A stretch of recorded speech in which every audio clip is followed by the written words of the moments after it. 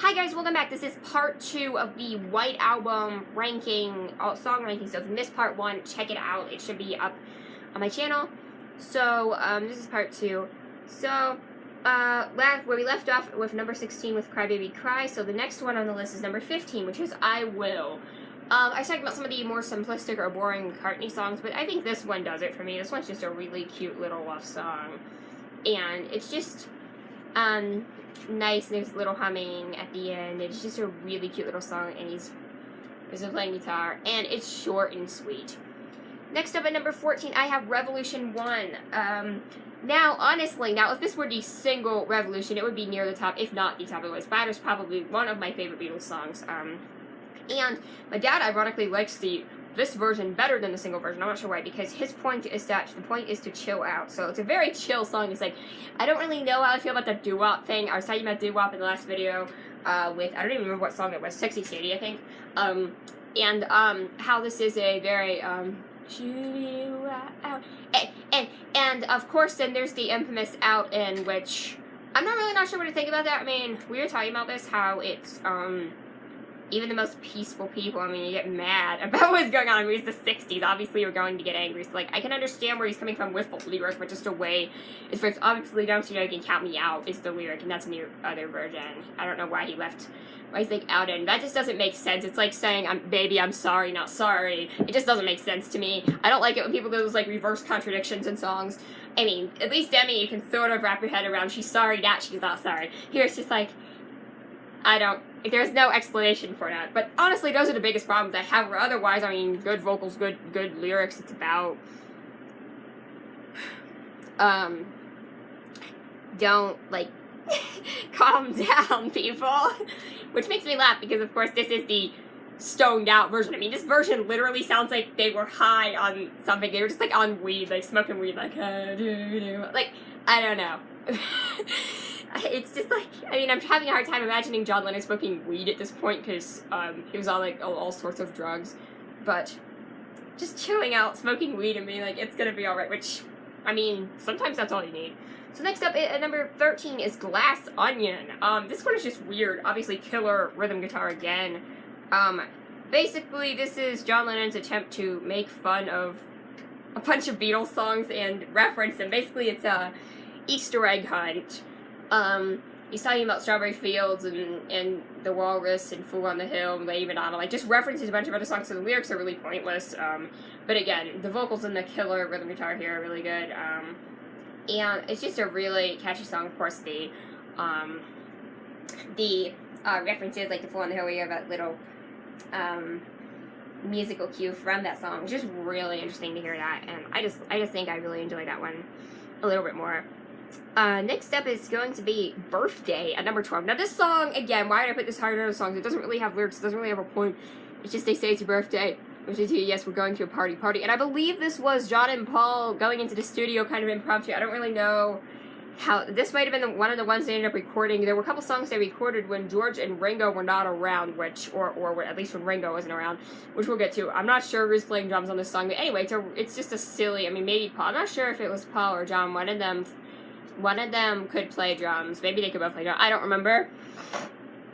But anyway, this song is just really fun. I love, but again, the guitar in this, I'm assuming it's George, I don't know. Just really good. And of course, somebody's playing, like, piano or something on it. And of course, I mean, I know John and Paul can both play guitar, so there's definitely a lot going on there. It's just a really catchy song. And just that guitar, that da-na-na-na-na-na-na, just gets you going every time.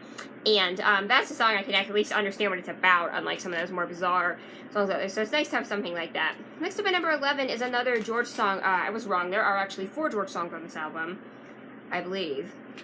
I was telling you, yeah, there are 4 George songs on this album. I always forget about this one. This is a little underrated gem. This is long. It took me a long time to get into this song, but I finally did. And I really enjoy just it's a very chill song. It's hard to hear what he's saying, but then it gets louder and just kind of builds. And then, of course, the end of it is just so good. Going inside for just really nice song. Alright, going into my top 10, we have Back in the USSR. Now, of course, just an absurd concept to begin with. We're back in the USSR, which I mean, if this song has a point, I think he's trying to say, they're just like us. They like their girls. They like their California girls. They're Georgia girls. It's just, of course. So the whole premise of this is they're also spoofing the sound of the Beach Boys, and they're spoofing the song title. I believe it was Chuck Berry back in the USA. They're spoofing that. So basically, it's this joke song, but obviously killer. This is the opening track of the album. It's Pet by Paul McCartney. Just a really killer song. And this was one I believe was recorded without Ringo as well.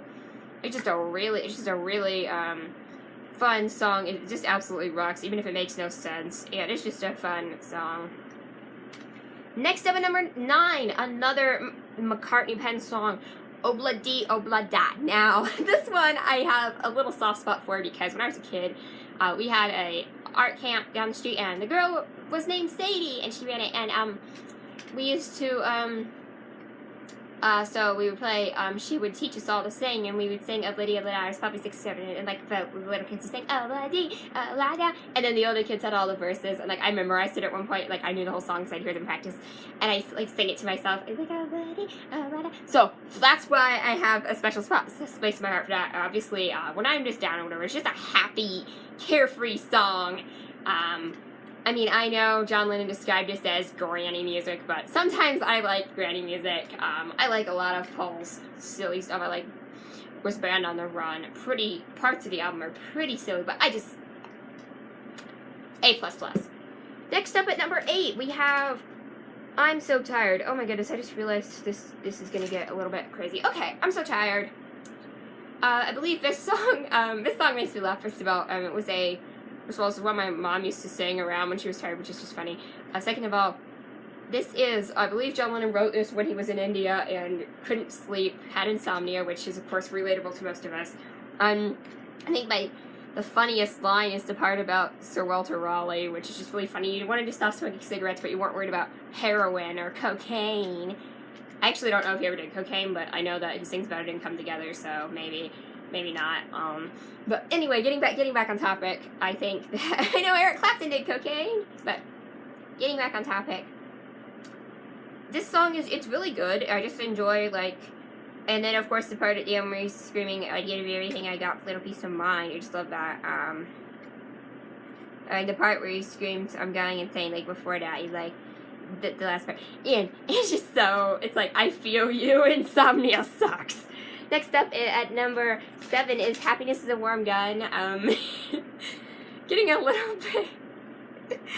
I'm honestly not sure what the song is supposed to be about. Is it about guns? Is it about drugs? Is it about sex? I don't know. I think the first part is maybe about sex. The second part is about drugs. The third part is also about sex. I don't even know anymore. So obviously the third part is about Yoko.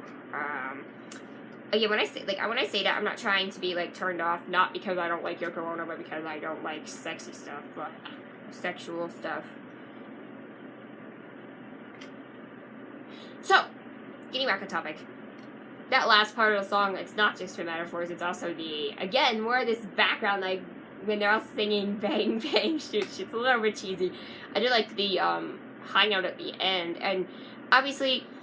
now, I'll go back to, I love the beginning of the song, the little guitar, and then the She's Not a Girl in Business Much, and that little section is actually one of the only times I can find where he actually uses, I was talking about this earlier, where John Lennon uses third person in that section, and then of course the I Need a Fix, and it just changes tone so rapidly, that guitar, I just killer, like, shredding guitar, and then he's just singing it, and then doing this weird voice work thing, and then of course Mother Superior Jump the Gun, whatever that means, it just says it over and over. It's just like really bizarre. And then of course there's the end section. If it weren't for that like little doo-woppy end section, I'd probably like it a lot more. It might be closer to the top of the list, but still a really good song. Next up at number 6 is Your Blues. Very underrated song in my opinion. Basically this one, you guys, this weird voice work thing, and he's singing, I'm lonely, I want to die, which is pretty dark. Yeah, but the way he said it, and he got this guitar, or was it got a, bluesy style to it. And of course the spelling of it is Your Blues, Y-E-R, which, as I was pointing out to my dad the other day, I'm pretty sure that John Lennon is somebody who knows how to use proper spelling and grammar, but just chooses not to. I was referencing, something about everybody's got something to hide except for me and my monkey. It would be my monkey and I. So anyway, unlike some singers, which I'm pretty sure actually don't know how to use proper grammar, but like Lord, it don't run in our blood. That kind of luck's just ain't for us. Okay, getting back on topic.